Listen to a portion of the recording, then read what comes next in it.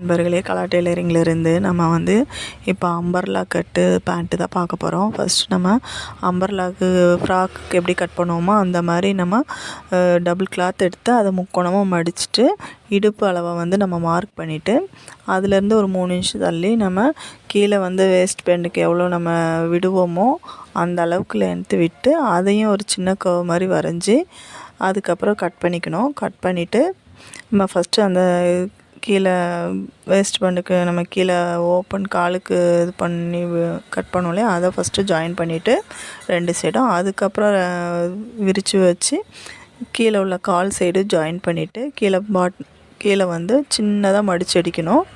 மேலே வந்து வேஸ்ட் பேண்டுக்கு வந்து நம்ம கிளாத்து வச்சு கேன்வாஸ் வச்சு வெட்டி அடிக்கணும். அது வந்து இதோட தொடர்ச்சி வீடியோ வந்து நாளைக்கு போடுறேன். இது பிடிச்சிருந்தா லைக் பண்ணுங்கள், ஷேர் பண்ணுங்கள், மறக்காமல் சப்ஸ்கிரைப் பண்ணுங்கள்.